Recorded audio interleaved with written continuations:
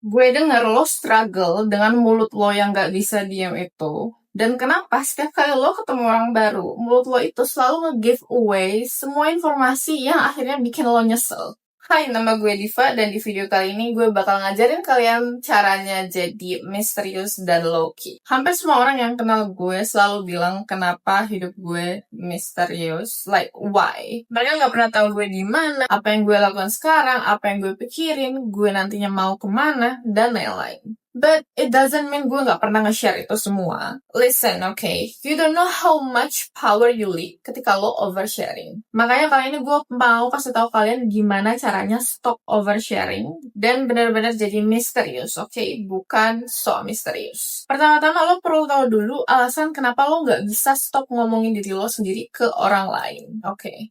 Here's the truth. Salah satu kebutuhan dasar manusia itu adalah didengarkan, dan itu nggak salah. Tapi kenapa kelihatannya kebutuhan lo itu menggebu-gebu banget, dan lo nge-crank banget buat dapetnya itu? Mungkin bisa jadi waktu awal masa kanak-kanak lo jarang didengarin sama orang tua lo, bisa jadi orang-orang nyuruh lo diam setiap kali lo mau bicara, bisa jadi lo nggak merasa dimengerti sama lingkungan lo dulu, dan bisa jadi lo jarang dapat validasi itu waktu lo kecil. Jadinya pas besar ketika lo punya cukup keberanian dan juga research untuk berteman dan bersosialisasi, lo overshare semua hal tentang diri lo. Karena deep down, anak kecil yang ada di dalam diri lo itu pengen banget dimengerti, didengarin, dan mau koneksi sama orang lain biar lo merasa hidup. Ini yang biasa kita sebut coping mechanism. Dan remember, setiap orang punya coping mechanism yang beda-beda. Bisa aja ada mereka yang dulu pas nge-share tentang dirinya malah dijudge dan dibully. Jadi pas dewasa dia malah jadi takut buat nge-share karena dia pikir sharing equal threat. Again, the key here adalah bukan berarti lo 100%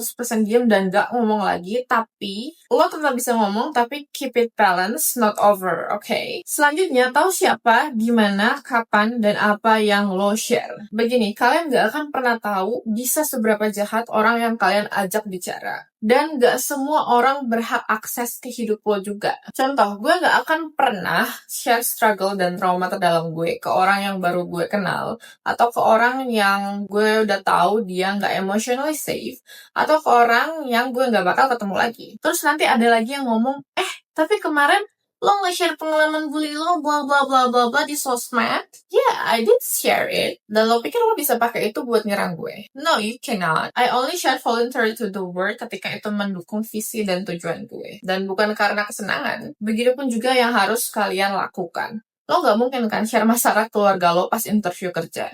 Pasti yang lo share adalah hal-hal yang membuat lo terlihat kompeten dan dapat dipercaya. Again, makanya gue bilang di sini, context still matters. Hanya share hal-hal personal lo, apalagi yang berkaitan dengan emosi, ke orang terdekat lo yang bisa dipercaya. Di satu sisi, keep it personal dan surface level ke orang yang baru lo kenal, dan secara emosi dia nggak aman. Satu hal lagi, do not post real time, guys. Gue udah bilang ini berkali-kali di konten gue, terutama buat kalian yang nge-share lengkap banget detailnya. Pasti ada dari kalian di sini yang pernah nge-share boarding pass tanpa disensor, atau nge-share alamat hotel tempat kalian lagi nginep di sosmed. It's not wrong, but you need to understand the risk, okay?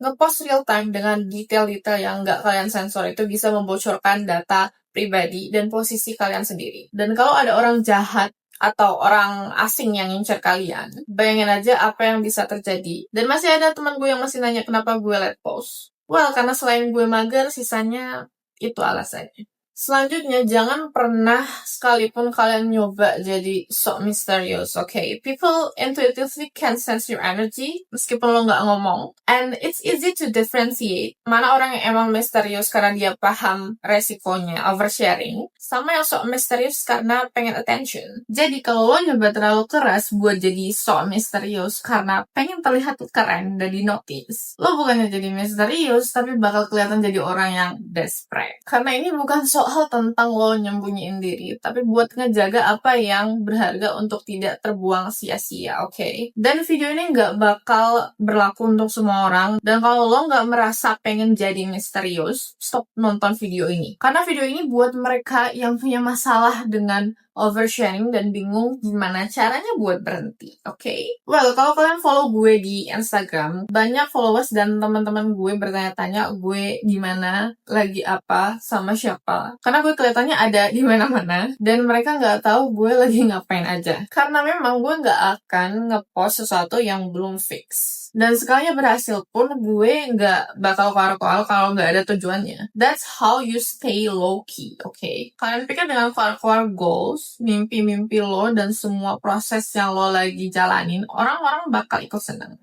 No. Remember, jealousy is everywhere. Banyak banget orang di luar sana yang emotionally conflicted, yang gak suka kalau lo berhasil. Kalau lo gak percaya evil eyes, I told you guys, I have been there before. Mereka bener-bener ada. Setiap kali abis gue spill sesuatu yang belum gue dapatin, tiba-tiba ada aja masalahnya. Dan ini juga ada alasan psikologinya, asal lo tahu. Gue ada cerita di mana dulu gue pernah daftar program exchange student yang cukup gede dan seleksinya panjang banget. Waktu itu gue masih kecil, orang tua gue udah cerita sana-sini ke keluarga besar, dan orang-orang udah tepuk tangan duluan, bahkan sebelum gue lolos ke tahap akhir. As a child, saat itu gue merasa bangga dong, sampai di titik gue udah merasa mencapai hal itu, padahal belum sama sekali. Akhirnya urgensi buat persiapan diri menurun, dan gue underestimate proses seleksinya dan hasil nggak bisa maksimal. That moment hits different for me, bukan karena gagalnya, tapi karena shameful feeling dari pressure omongan dan ekspektasi keluarga.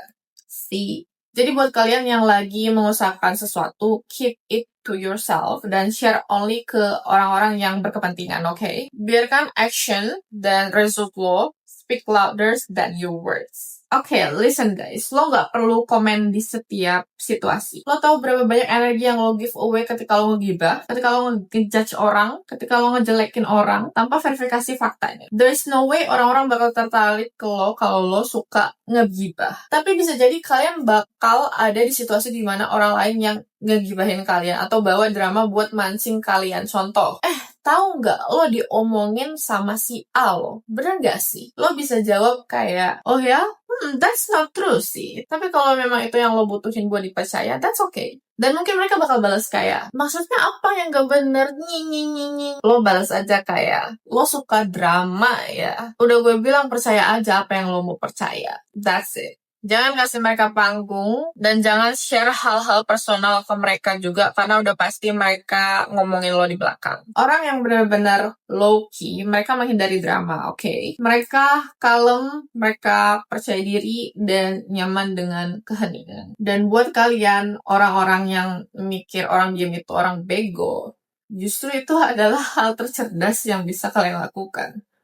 Pura-pura bego, tahu-tahu dia yang paling berpengaruh di belakang layar. So, always learn to observe, not react. Okay. Gue udah belajar banyak banget gimana cara mastering skill ini. Seandainya kalian tahu, skill ini berguna banget buat narik orang, apalagi di dinamika hubungan antar lawan jenis. Karena pada dasarnya manusia itu tertarik pada misteri. Lihat aja dinamika cowok-cowok yang ngejar cewek di awal PDKT. Dan semakin lo tolak, semakin mereka ngejar, ya kan? Semakin lo gak overshare, semakin mereka penasaran. Buat yang udah follow gue sejak lama pasti tahu gue kerja di information and cybersecurity. Dan gue ada satu cerita dulu, ada satu cowok yang ngejar gue, dan dia sampai nge-stalk gue tinggal di mana, nama legal gue, nama orang tua gue, dan lain-lain. Well, karena dia punya akses ke sana dan dia nggak nge-stalk atau nge-osin secara manual, dia pakai akses orang dalam. Seniat itu ya, karena ketika lo ngedropin daripada full story, orang-orang punya lebih banyak ruang untuk berimajinasi. They can sense that behind your silence. Contoh, daripada lo ngomong, gue abis nangis nih karena gagal di project ini, ubah jadi, jujur pengalaman ini ngajarin gue hal yang gak pernah gue dapet sih kalau gue sukses. Ceritain lesson learn-nya, bukan detailnya, okay? Lo bisa tetap sharing ke orang, ngomong sama mereka, tapi jangan ngomongin hal yang bisa ngejatuhin lo di masa depan. Itu juga cara lo ngebuat orang ngerasa mereka udah benar-benar tahu lo, padahal mereka gak benar-benar tahu lo. Ketika lo mulai berhenti ngejelasin diri lo ke orang lain, lo mulai nge-set boundaries lo mulai menjaga kedamaian lo, siap-siap aja kehilangan teman dan orang terdekat lo. Mereka mungkin bakal mikir lo too much atau too emotional atau baperan. Let them think what they want to think. Karena dengan lo oversharing selama ini, lo nge-give away power lo ngebuat orang ngerasa deket sama lo sampai mereka dengan gampangnya nge-disrespect lo. dan ngerasa punya power atas lo. Dan ketika lo ngambil power itu balik, sekarang mereka yang kehilangan power. Makanya mereka marah. Dan itu bakal ngeleksi orang-orang yang emang benar-benar menghargai lo dengan orang-orang yang dapat manfaat atas emosi lo dari lo oversharing. Lo nggak punya kewajiban untuk ngasih tahu teman atau keluarga lo tentang semua hal yang terjadi dalam hidup lo. Lo juga nggak perlu ngontrol informasi dan persepsi orang yang nggak bisa lo kontrol. Lo juga nggak perlu talk too much buat dapetin attention. Karena ketika lo jadi misterius, low-key, dan nggak overshare, sementara lo fokus lakuin aja apa yang lo lakuin, hasil kerja lo bakal kelihatan sendiri nantinya. Attention bakal datang ke lo secara alami, dan orang-orang yang tepat bakal ngerasain calm confidence dan magnetism yang lo bangun dari dalam. Dan ini benefit yang pasti kalian dapat ketika berhenti overshare. Ketika suatu saat lo terbuka sama orang, mereka bakal merasa lebih spesial karena mereka tahu lo bukan tipe orang yang suka nge-share ke sembarang orang. Dan dengan gitu mereka juga bakal lebih menghargai lo. Cause let's be honest, orang-orang selalu pengen jadi bagian dari sesuatu yang eksklusif, ya kan? Dan ketika saat itu gue ngasih akses ke beberapa orang, mereka bakal ngerasa, wow, she chooses me. Itu bakal ngeboost ego mereka. Dan another benefit lo bakal jauh lebih aman dari stalker. Tapi nggak berlaku sih sama anak cyber. Socially, level magnetism lo bakal naik, dan gue sampai sekarang nggak mengerti kenapa masih ada orang yang mikir the most powerful people itu mereka yang banyak ngomong. Sementara yang sebenarnya adalah mereka yang embody quiet power, they don't talk too much, but suddenly they got something. Dan benefit yang paling penting juga adalah hidup kalian jauh lebih tenang dan aman dari chaosnya drama. Remember, kalian punya kontrol terhadap apapun yang kalian share. If you want to do something, jangan banyak ngomong, lakuin aja, okay? And thanks for watching, and I will see you guys later. Bye-bye!